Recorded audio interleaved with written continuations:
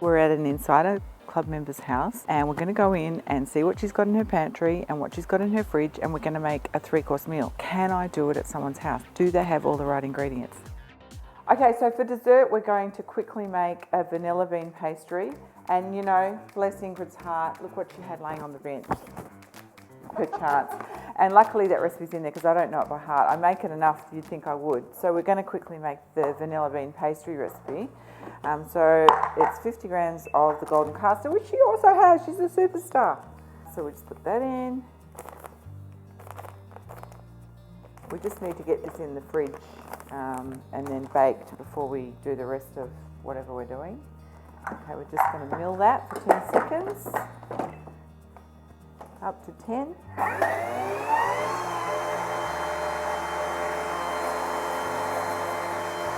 Bit of sugar dust.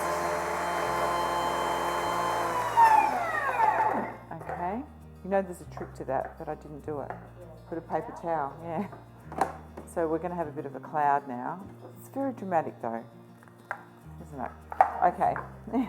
And then we're going to add the vanilla bean paste, which this one's just a bit of a squirt, which I quite like.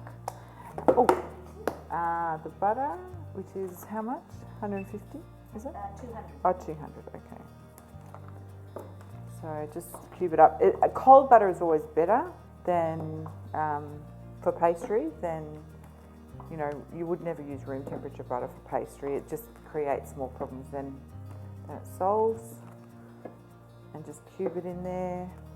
200 you said? Yep. Okay, keep going.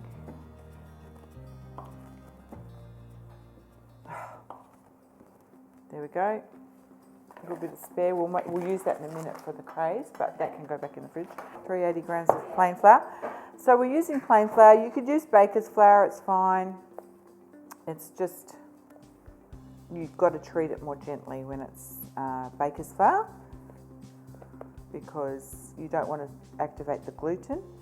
You want a pastry to be nice and crisp. Right. Okay, done. Leave those out. We're using a flan tin, so we need that buttered, otherwise it will be hard to get off. So if you just really butter this base and also the edges, that'd be good. Yeah. Okay, we're going to blend that together and then a little bit of iced water and we're done. So I think speed 6.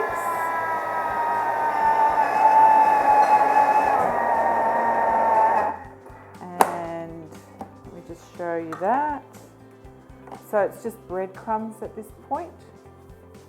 And then some iced water. Yeah. And not a lot of iced water, you just need enough to bring that together into an actual pastry. And iced water again, it's the same as using the butter. Thanks. You just need cold for pastry. You need cold hands, cold heart, cold water, cold butter, okay? So we're going to put it on interval.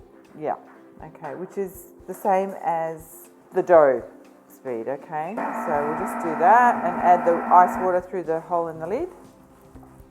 To be honest, a wet pastry is a really good pastry. Just going to use my spatula. Yeah, I think so. Yep. A wet pastry is more difficult to deal with, but it's a nicer pastry. So, you know, if you're prepared to put up with it. Yeah, a little bit more, just to put it.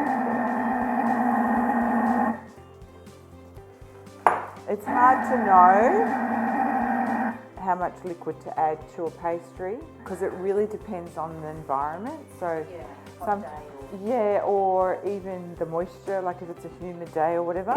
And then it also depends on your butter. So butter often has different content of moisture in it as well. So if you've got, like, used your own butter, for example, you might end up with a very wet pastry because you haven't squeezed it as much as a commercial butter. So, you know, that's the difference, really. So we're just going to get that out. And this is quite wet now, which is painful to work with. But if you chill it properly, it's not a big deal, you know. Yeah, look, a few seconds, and you know, you can't taste-wise, you can't buy it. You know what I mean? Like your own pastry is always so much better than a bought pastry.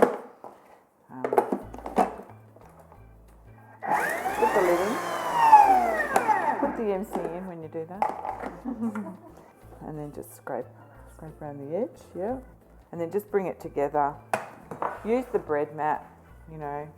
You should have had one of mine, but we won't go there. I should have brought one. Just use the bread mat to bring it together. I would try and rest this for about 10 minutes. So I always freeze my pastry before I bake it, especially when it's a short crust pastry, vanilla bean paste there. You can roll it out and freeze it, or you can just freeze it as a piece or put it in the fridge as a piece. And then if it's in the freezer, you just got to fully thaw it out before you try and roll it again, if you haven't rolled it flat first. But if it's in the fridge, you've probably got to use it within about 3 days or 4 days, because it just gets dry and not very nice to use. So we don't want a super thick base, because you want a nice crispy base on your. So let's go. Yeah. And then just push it down into the flan tin.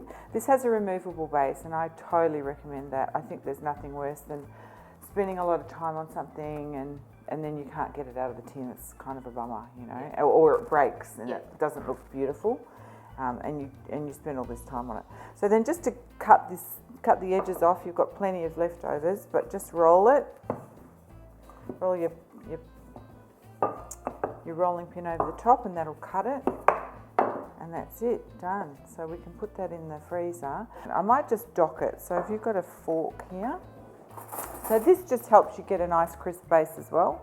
And we'll probably have to line it and put some rice or baking beans. Yeah, because otherwise it will puff up and you'll have no room for your chocolate ganache, which would be a crying shame, because that's what we're after. So you could obviously use a bigger tin with this one batch of vanilla bean pastry, but I quite often make this amount of vanilla bean pastry and use it twice. So I would divide it in half, because that's actually quite thick there. Yeah. So I could have been a bit more careful, but we're on a mission here. We're trying to rush it. So there we go. In the freezer or the fridge? The freezer, because the freezer will stop it from shrinking when you put it in the oven. So sometimes you can bake something and it just disappears, like the edges will shrink away. But it needs probably to be frozen, you know.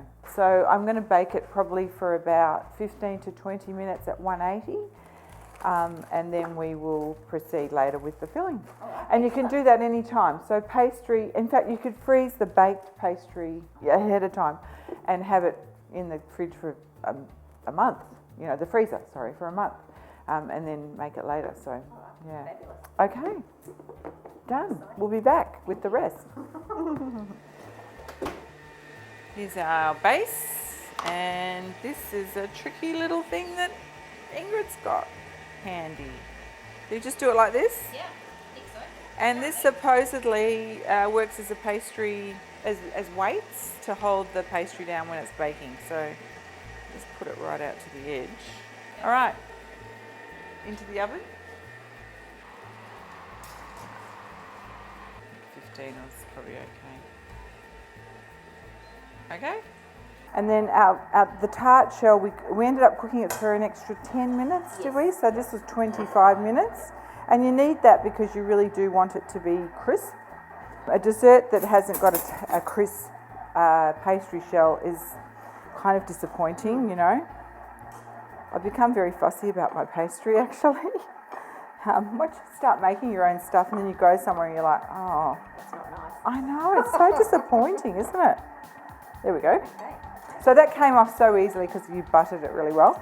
If you buy a non-stick one, that you probably don't need to butter it at all. But I love you've got to have, well, that's great, yeah. You've got to have the one with the removable base, just saying.